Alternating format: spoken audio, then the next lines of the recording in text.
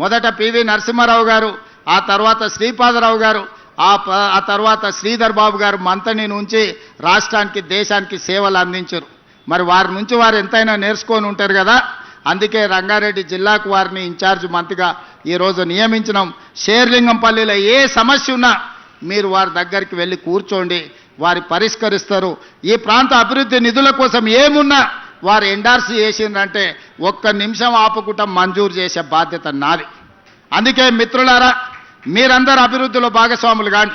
మీ రాజకీయ భవిష్యత్తుకు నాది పూచి.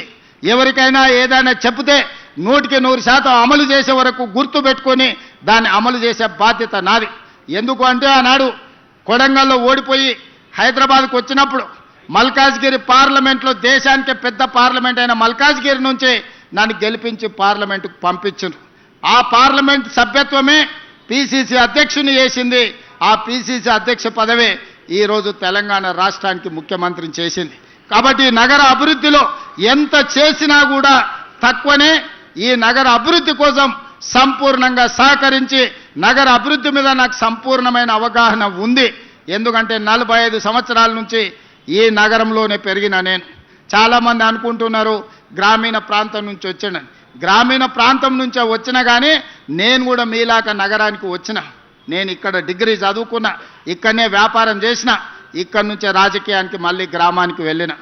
ఈరోజు నాకు గ్రామం ఎట్లుంటుందో తెలుసు, పట్టణం ఎట్లుంటుందో తెలుసు, పెద్ద నగరం ఎట్లుంటుందో తెలుసు. వీటన్నిటిని ప్రణాళికబద్ధంగా ప్రపంచంతో పోటీ పడే విధంగా మన రాష్ట్రాన్ని అభివృద్ధి చేయాలనుకుంటున్నాం. మనం ఎవ్వరికి పోటీ కాదు, మనం ప్రపంచంతోనే పోటీ పడదాం. ఆనాడు జైపాల్ రెడ్డి గారు మెట్రో ఇచ్చిండ్రు మనకు. ఈరోజు నగరంలో ఉన్న మెట్రో ఆనాడు జైపాల్ రెడ్డి గారు మనకిచ్చింది. మన్మోహన్ సింగ్ గారు ఉన్నప్పుడు ఇచ్చింది. మరి పివి నరసింహారావు గారు ఉన్నప్పుడు హైటెక్ సిటీ వచ్చింది. మన్మోహన్ సింగ్ గారు ఉన్నప్పుడు మెట్రో వచ్చింది.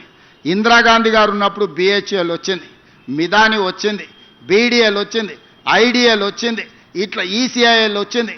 ఇట్లా చెప్పుకుంటూ వెళ్తే ఇందిరాగాంధీ గారు ప్రధానమంత్రిగా ఉన్నప్పుడు మొత్తం మన తెలంగాణలో ఉన్న అంతర్జాతీయ స్థాయి పరిశ్రమలు, ఈరోజు డిఫెన్స్ ఇన్వెస్ట్మెంట్స్ వచ్చిన, ఫార్మా ఇన్వెస్ట్మెంట్స్ వచ్చిన, ఇండస్ట్రియల్ గ్రోత్ కారిడార్లు వచ్చిన, అది ఇందిరాగాంధీ గారు వల్ల వచ్చింది.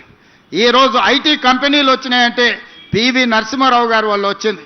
ఈరోజు మనకు మెట్రో లాంటి అంతర్జాతీయ ఔటర్ రింగ్ రోడ్ కానీ, అంతర్జాతీయ ఎయిర్పోర్ట్ కానీ మరి మన్మోహన్ సింగ్ గారు వల్ల వచ్చింది. నేను మా బీజేపీ మిత్రులను అడుగుతున్న కిషన్ రెడ్డి గారిని, మోడీ ఏమిచ్చిండు కిషన్ రెడ్డి గారు? మీరు ఈ రాష్ట్రానికి నగరానికి ఏం తెచ్చిండ్రు? నేను విమర్శ చేస్తలేను, ఒక్కసారి గుండె మీద చేయబెట్టుకొని ఆలోచన చేయాలి. మెదక్ ఎంపీ మీరే, చేవెళ్ళ ఎంపీ మీరే, సికింద్రాబాద్ ఎంపీ మీరే, మల్కాజ్గిరి ఎంపీ మీరే, నిజామాబాద్ ఎంపీ మీరే, కరీంనగర్ ఎంపీ మీరే, ఆదిలాబాద్ ఎంపీ మీరే. తెలంగాణలో సగం ఎంపీలను మీకే ఈ ప్రజలు ఇచ్చిండ్రు. మరి తెలంగాణ ప్రజలు మీకు 8 మంది ఎమ్మెల్యేలను, 8 మంది ఎంపీలను ఇచ్చిండ్రు. మోడీ నుంచి మీరు తెచ్చింది ఒక్కటి చూపించండి. నికరంగా మోడీ గారి నుంచి మేము ఇది తెచ్చినామని కిషన్ రెడ్డి గారు మీరు ఒక్క మాట చెప్పండి, గుండెల మీద చేసుకొని. ఇవాళ మేము చేస్తున్న ప్రయత్నాలకు సహకరించక ఇవాళ ప్రతిపక్షం ఉన్న బెంగళూరుకు మోడీ గారు మెట్రో ఇచ్చారు, ప్రతిపక్షం ఉన్న డిఎంకేకు చెన్నైకి మెట్రో ఇచ్చిండు, ఆంధ్రప్రదేశ్కు మెట్రో ఇచ్చిండు, గుజరాత్కి బుల్లెట్ ట్రైన్ ఇచ్చిండు, 2 లక్షల కోట్లు ఇచ్చిండు, గుజరాత్కు సబర్మతి రివర్ ఫ్రంట్ ఇచ్చిండు, ఢిల్లీకి యమునా రివర్ ఫ్రంట్ ఇచ్చిండు, ఉత్తరప్రదేశ్కు గంగా నది రివర్ ఫ్రంట్ ఇచ్చిండు.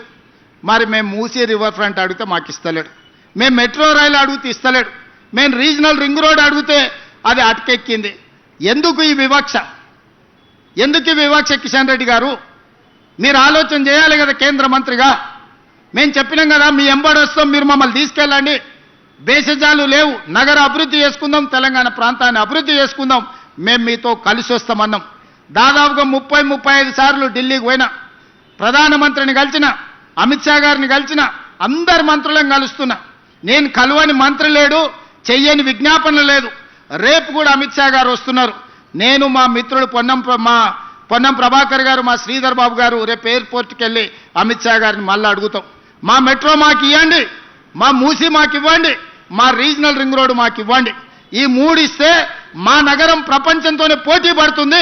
న్యూయార్క్లో ఉన్నవాడు కూడా ఇక్కడికి వచ్చి అరే హైదరాబాద్ నగరంలో నేను నివసిస్తా, ఫ్యూచర్ సిటీలో నేను వ్యాపారం చేసుకుంటా, హాలీవుడ్ అమెరికాలో కాదు, హాలీవుడ్ను బాలీవుడ్ను ఈరోజు హైదరాబాదు నగరానికి తేవడానికి మేము ప్రయత్నం చేస్తున్నాం.